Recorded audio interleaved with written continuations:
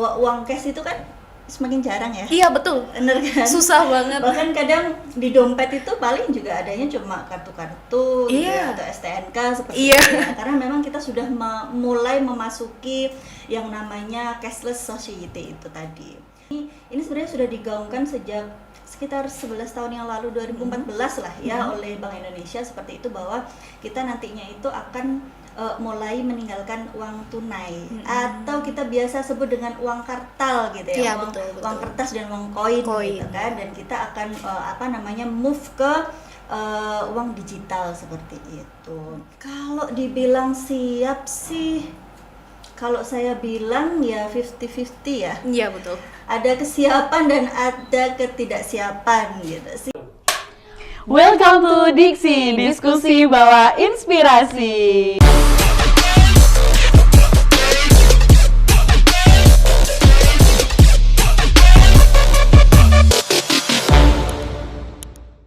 Welcome to Diksi, diskusi bawa inspirasi. Hai netizen, gimana kabarnya? Seru banget kan pasti kemarin habis lebaran kan ya. Oke, kami dari Lem Hukum juga mengucapkan selamat Hari Raya Idul Fitri. Mohon maaf lahir dan batin, semoga teman-teman semua sehat terus ya. Jadi kali ini kita mau bahas terkait hal yang sangat menarik. Apalagi buat Gen Z, kayak saya sendiri nih ya, terkait cashless. Jadi gimana sih cashless tuh kalau misalkan dari sudut pandang hukum? Nah, biasanya teman-teman juga mengalami hal-hal yang tidak menyenangkan ya beberapa kali dalam cashless itu tadi, seperti salah transfer, salah biaya dan lain sebagainya. Nah, nanti kita langsung tanya aja sama expert di hukum bisnis kita, yaitu ke Ibu Indri. Halo Bu Indri. Apa kabar Bu Indri? Alhamdulillah sehat. Alhamdulillah. Bagaimana puasanya Ibu, lancar? Alhamdulillah lancar sih, bolong karena perempuan ya. Iya, jadi itu ya, spesial ya Bu. benar, tapi, Baik. Bu Indri silahkan perkenalkan dirinya Ibu. Oke, saya memperkenalkan diri, nama saya Dwi Ratna Indri Hapsari. Saya dosen di Fakultas Hukum Universitas Muhammadiyah Malang.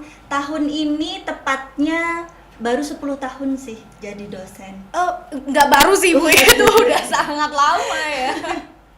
Iya gitu. Dan kalau di Fakultas Hukum saya biasa ngajar hukum bisnis, hukum perusahaan lembaga keuangan, kemudian hukum perdata, acara perdata kayak gitu di daerah-daerah situlah.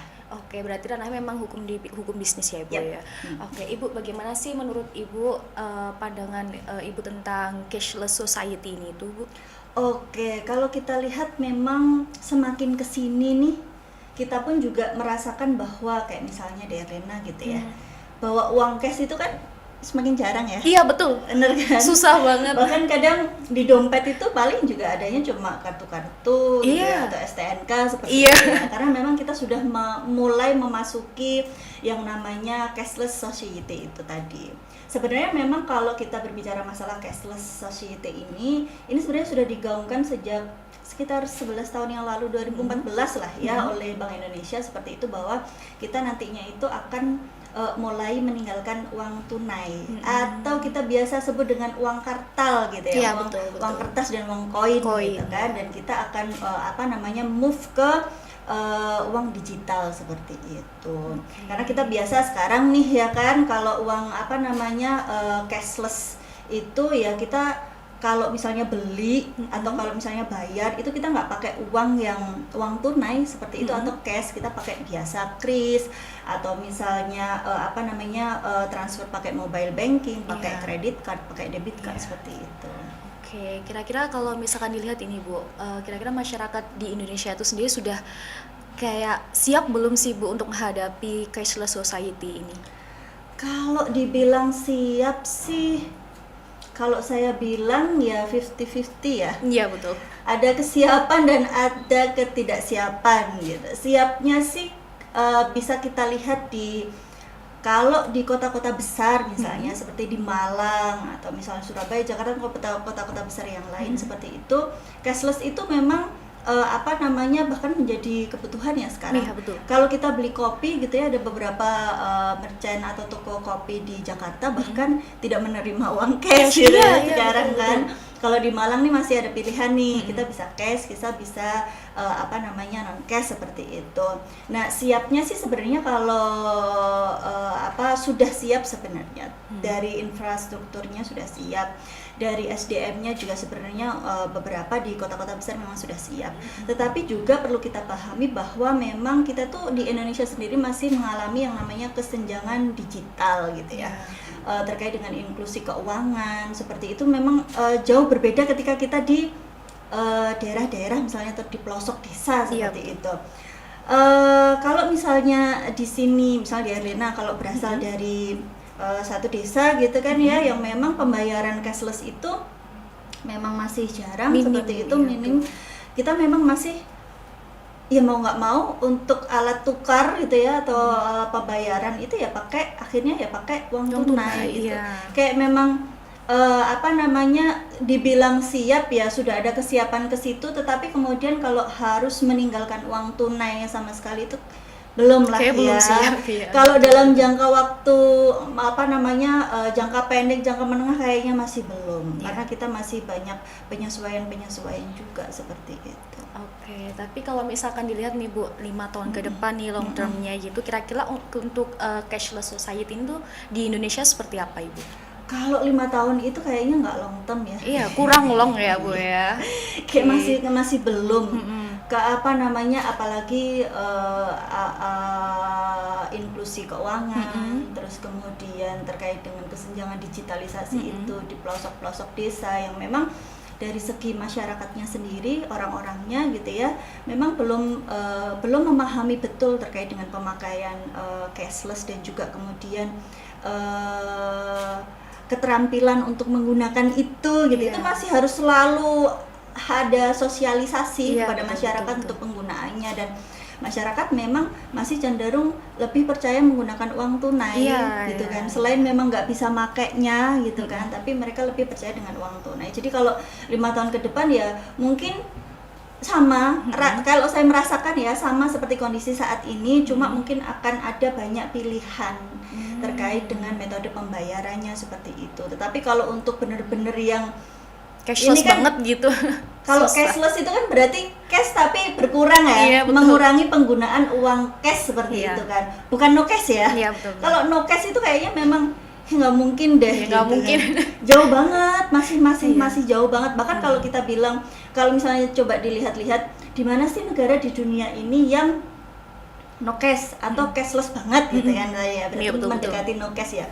Kayaknya Swiss sama Norway itu juga apa namanya belum yang memang 100%, di angka masih 80-90%-an seperti itu, karena memang mereka juga masih apa namanya mengakui bahwa memang masih bisa menggunakan uang yang cash. Uang tunai seperti itu. Oke, kadang kan kalau tadi yang disampaikan oleh Bu Indri kan kadang ada beberapa orang yang tidak percaya atau underestimate. Kira-kira kalau dalam hukum bisnis sendiri melindungi adanya transaksi melalui cashless itu tadi itu seperti apa Ibu? Nah, kalau kita berbicara masalah perlindungan hukumnya nih, perlindungan hukum bagi kalau pembayaran ya, misalnya kalau kita katakan sebagai pengusahanya seperti itu dan juga dari konsumennya seperti itu. Kalau berbicara masalah perlindungan hukum itu kita bisa bedakan menjadi perlindungan hukum preventif sama represif. Nah, kalau preventifnya atau pencegahannya sebenarnya Indonesia kita sudah punya beberapa regulasi gitu yang terkait dengan itu untuk memberikan perlindungan hukum nih bagi semua pihak gitu kan.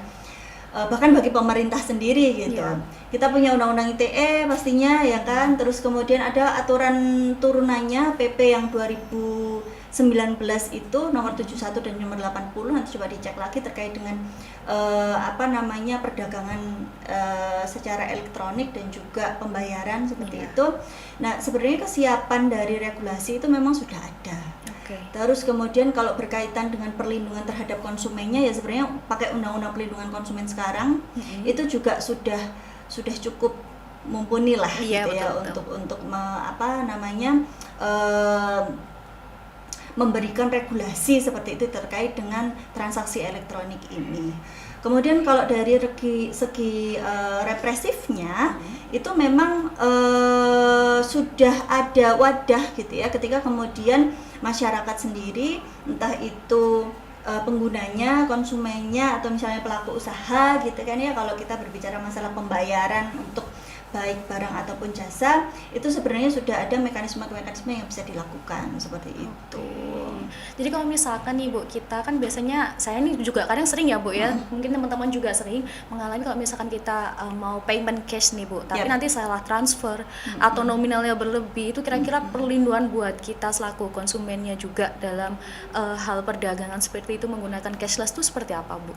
Nah, kalau kasusnya contohnya itu tadi, berarti kan sebenarnya misalnya contohnya ini mau membeli barang gitu ya, betul. tapi transfer. Berarti kan di sini ada 3 pihak ya di dalam pembayaran di sini. Konsumen kita sebagai konsumen misalnya contohnya akan melakukan pembayaran ke penjual, tetapi menggunakan media bank gitu ya, untuk mentransfer itu. Nah, sebenarnya kalau sebenarnya terkait dengan konsumen ini mendapatkan perlindungan sih sebenarnya secara hukum terkait dengan pembayaran secara elektronik. Tetapi hubungan ketika kita transfer itu kan hubungan kita sama bank ya, sama pihak bank ya. Kalau misalnya kesalahan itu memang terjadi dilakukan oleh nasabah sendiri, kalau posisinya dengan bank kan berarti posisi kita nasabah ya. Nah, itu berarti ya memang tanggung jawab dari kita. Seperti itu. Kecuali kalau memang kita bisa membuktikan bahwa transfer itu memang bukan kesalahan kita. Misalnya begini, ada itu kalau salah transfer, kalau dari pihak konsumen itu misalnya nomor rekeningnya salah 1 digit, itu ya untung kalau ditolak ya kan. Tapi kalau salah masuk ke rekening lain, nah itu yang akan susah gitu kan. Nah, itu kan sebenarnya kan tanggung jawab kita sebagai nasabah. Tetapi kadang juga ada yang informasi, misalnya informasi transaksi gagal tapi terdebit.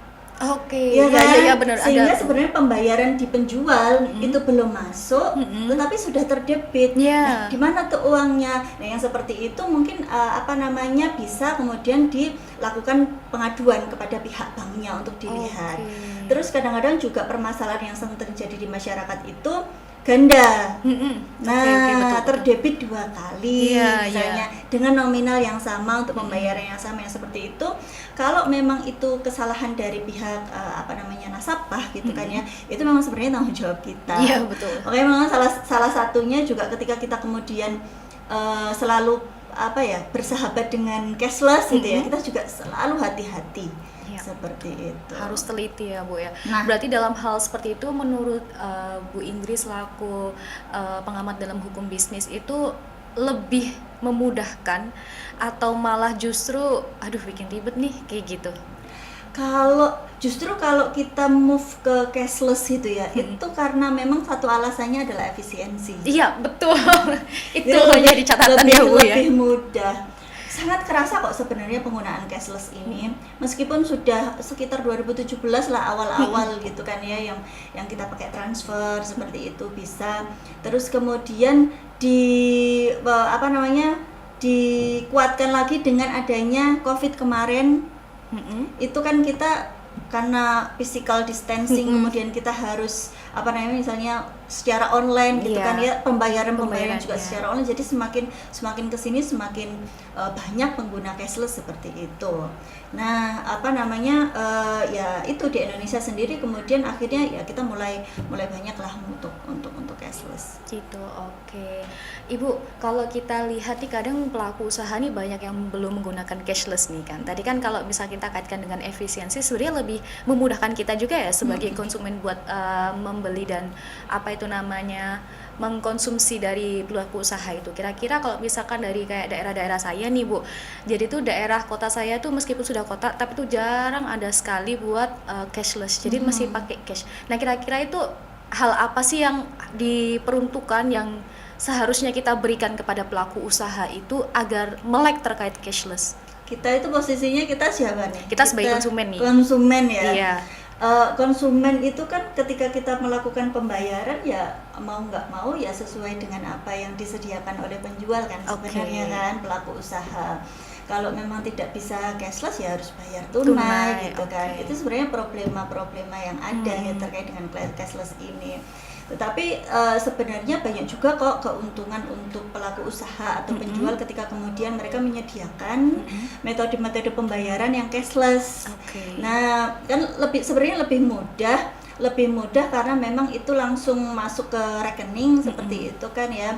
Tetapi lebih sulit juga ketika memang mereka terkait dengan pengetahuan metode pembayaran selain cash gitu ya. Kalau memang benar-benar tidak memahami, ya itu menjadi sulit juga. Tapi kalau efisiensi sebenarnya entah bagi konsumen ataukah pelaku usaha gitu ya, itu memudahkan sebenarnya.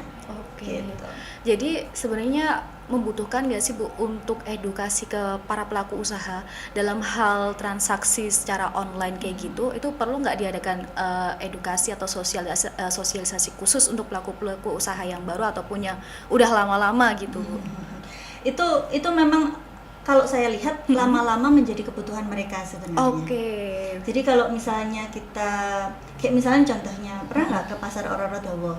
Iya, atau pernah. Pasar yang satunya lagi itu pasar Mercosari kalau nggak salah ya. Ada Pasar-pasar yang sebenarnya dia tuh kan biasanya pasar tradisional, tapi menuju ke pasar modern. Iya, ya betul. Kenapa kemudian akhirnya Gen Z suka ke sana? Selain karena banyak menjual makanan-makanan yang viral itu tadi, mereka juga menyediakan metode pembayar dengan kris kan mereka rata-rata gitu kan ya. Saya pernah beberapa kali main ke sana itu ya, mereka sudah menyediakan. Jadi kita yang jarang pegang uang cash ini sangat-sangat terbantu kan. Oh, ada kris, alhamdulillah gitu kan. Seperti itu.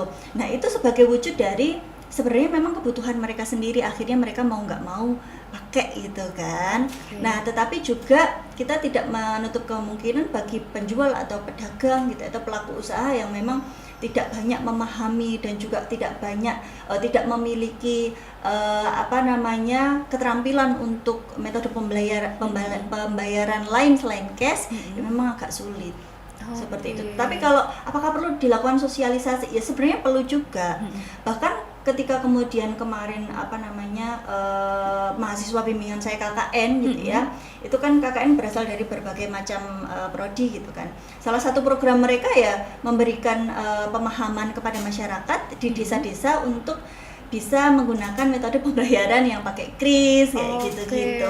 Cara daftarnya bagaimana, mendapatkan QR code-nya itu seperti apa, dan langkah-langkah pengamanan bagi mereka seperti itu ya, bagi pelaku usaha seperti itu, sehingga kemudian masyarakat yang sudah mulai cashless ini itu lebih mudah dalam melakukan pembayaran seperti itu. Oh, berarti dilihat dari seiring berkembangnya zaman juga. Jadi orang-orang nih, masyarakat banyak yang menyesuaikan dengan perkembangan zaman itu ya Bu ya. Iya. Oke, itu mungkin bisa jadi catatan buat kita sebagai Gen Z juga ya Bu, untuk bisa edukasi ke para pelaku usaha gitu. Nah Bu, kalau dilihat nih dari adanya transaksi cashless seperti itu tadi, kira-kira apa saja Bu yang resiko yang bakal terjadi dalam adanya transaksi cashless itu tadi? Resikonya selain manfaatnya banyak ya, efisiensi gitu kan ya, tapi resiko juga selalu mengintai karena memang misalnya seperti pencurian data, ya kan, itu kemarin sering banget masalah atau beberapa kasus juga terjadi. Kemudian salah transfer seperti itu. Kemudian ya sebenarnya bukan masalah pembayarannya sih, kadang kita melakukan pembayaran kepada penjual, kan kita sekarang banyak tuh melakukan kegiatan transaksi pembelian secara online gitu ya, kita sudah transfer, sudah benar nominal yang diperjanjikan lah intinya seperti itu, tapi kita mendapatkan barang yang tidak sesuai perjanjian seperti itu. Resiko-resiko seperti masih selalu mengintai gitu. Kira-kira kalau dari resiko-resiko itu kita ada nggak Bu regulasi di Indonesia sendiri yang mengatur tentang resiko-resiko tersebut itu? Oke, kalau memang resiko terkait dengan kebocoran data, kita sebenarnya sudah punya undang-undang PDP seperti itu. Untuk transaksi elektroniknya kita pakai undang-undang ITE seperti itu kan. Terus kalau memang terjadi konsumen itu merasa dirugikan terhadap transaksi secara online dengan melakukan pembayaran secara online, ya kita lihat dulu sebenarnya permasalahannya ada di mana. Ada di pembayarankah, atau memang terjadi pada saat pelaku usaha itu memang tidak memberikan hak-hak dari konsumen sebagaimana mestinya, seperti itu. Itu memang sudah ada wadahnya di Undang-Undang Perlindungan Konsumen. Seperti itu. Oke, berarti nanti balik lagi juga ya Bu, ke para pengguna cashless juga harus lebih berhati-hati juga ya Bu ya. Apalagi akhir-akhir ini banyak juga Bu penipuan, karena kan ini mendekati Lebaran itu ya Bu ya. Pembelian dari katanya tokonya rame kan, karena saking fokusnya berjualan Bu, itu ada yang minta transfer tapi bukan QR pembayaran, tapi dia minta ambil dananya. Tarik dana kan? Iya, betul. Kalau misalkan seperti kalau kayak gitu kayak gimana Bu di Indonesia? Yang itu kan sebenarnya memang menjadi kekhawatiran ketika memang kita sebagai masyarakat tidak benar-benar memahami cara kerjanya seperti apa. Iya, betul. Nah, langkah-langkah yang bisa dilakukan seperti itu ya selalu berhati-hati di dalam pembayaran, selalu mengecek nomor rekening tujuan kalau kita memang mau transfer melalui m-banking atau melalui ATM misalnya. Terus kemudian juga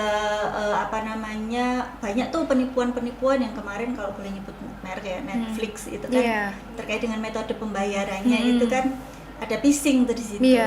Jadi ada yang pura-pura sebagai Netflix gitu kan ya. Jadi ngasih link, terus akhirnya ketika kita membuka dari device kita, informasi terkait dengan device kita itu kan bisa diretas seperti itu ya, sehingga termasuk informasi-informasi yang kita bisa lakukan untuk transaksi elektronik, bisa membuka PIN banking kita dan sebagainya seperti itu. Nah, itu memang hal-hal yang menjadi kekhawatiran bersama terkait dengan cyber security-nya gitu kan. Memang ya harus lebih dikuatkan lagi seperti itu sehingga tidak mudah. Terus kemudian juga selalu berhati-hati, apalagi kalau misalnya kita itu terkait dengan PIN ya, PIN pembayaran, sebaiknya sih pakai OTP ya, yang one time itu, password itu. Dan jangan pernah kasih PIN atau nomor-nomor yang rahasia itu ke siapapun. Nah, ini catatan Bu. Nah, itu kadang-kadang, ini kembali lagi ke inklusi terkait dengan keuangan digital gitu ya. Kadang-kadang apalagi kalau misalnya yang mohon maaf kalau penggunanya itu adalah sudah dari generasi yang baby boomer seperti yang misalnya kayak ibu saya gitu kan, atau bapak saya, itu juga menghindari juga untuk menggunakan aplikasi-aplikasi pembayaran yang non cash seperti itu. Bahkan masih mengandalkan SMS banking bapak saya, karena saya juga khawatir gitu ya, kalau misalnya di WA itu kita asal klik aja itu bisa habis lah uang kita di rekening. Betul. Nah, inklusi keuangan itu sebenarnya pentingnya di situ. Tapi kalau misalnya itu kalau kita berbicara masalah generasi ya, dan juga posisinya dia ada di mana seperti itu, sehingga memang kalau mau full banget itu kayaknya memang itu tadi seperti di awal masih belum bisa. Oke, berarti harus ada penyesuaian juga ya Bu ya, untuk melangkah ke cashless yang benar-benar cashless banget. Tapi untuk mencegah hal-hal buruk, mungkin kita juga masih bisa menggunakan uang kartal itu tadi ya Bu. Benar. Oke Ibu, kira-kira pesan apa sih yang dapat Ibu sampaikan kepada teman-teman yang cashless nih, kayak saya juga ini? Kita bisa dibilang generasi cashless. Iya betul. Bu Indri juga sudah cashless nih. Karena efisien banget ya Bu. Lebih gampang. Kadang kita mau misalnya beli kopi gitu ya, bisa ini enggak? Kris pasti pertanyaan ya Bu di mana-mana. Pertanyaannya gitu. Bahkan kalau di Jakarta itu beberapa kalau beli kopi boleh bayar dengan cash enggak gitu pertanyaannya. Kadang-kadang karena memang beberapa gerai toko kopi itu kita sudah no cash nih Kak, misalnya seperti itu. Kalau kita misalnya beli cuma 20.000 atau 25.000, kadang-kadang pas ada uangnya gitu kan, seperti itu. Sarannya adalah ya selalu berhati-hati, selalu bijak untuk menggunakan keuangan digital kita. Bijak juga karena kadang-kadang saking mudahnya kita itu sering banget sehari itu bisa check out berapa kali karena saking mudahnya kan. Itu jadi meningkatkan itu ya Bu ya, potensi konsumennya. Benar.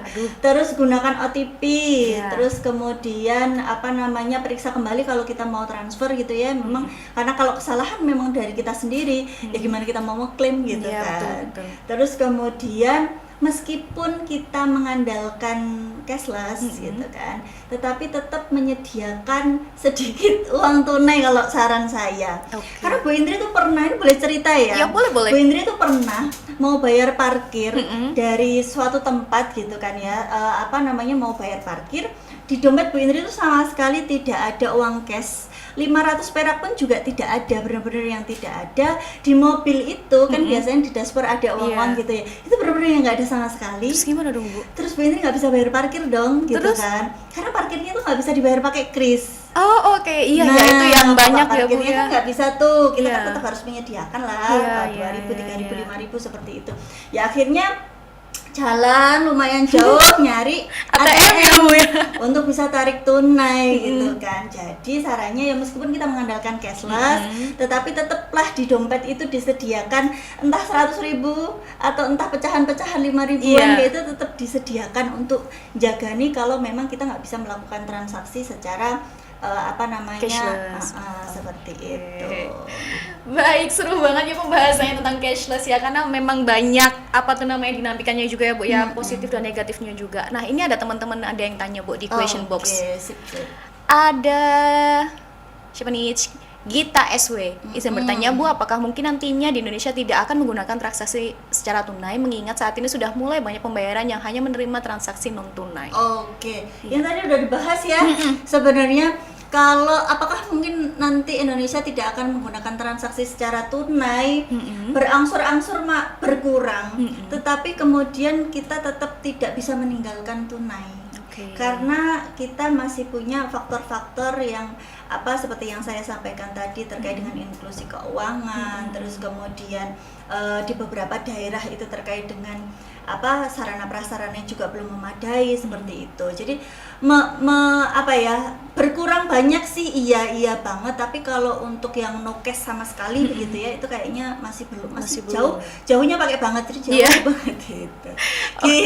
Gitu ya Gita ya. Jadi nggak mungkin kalau misalkan sampai cashless banget, tapi nggak tahu ya Kak, kita kan mau menuju Indonesia digital, Indonesia emas, tapi ya kita lihat aja deh nanti perkembangan kayak gimana, karena nggak tahu ya Bu ya, sekarang banyak hal yang memang tumpang tindih juga ya, jadi harus ada penyesuaian. Berikutnya ada Aska, selamat pagi Bu, saya mau tanya, dalam transaksi digital itu kan ada data diri kita dan orang yang kita tuju. Nah, apa dari Bu Indri ada tips mungkin untuk kita sebagai pengguna, apalagi kita yang tim cashless gitu Bu, supaya transaksinya aman?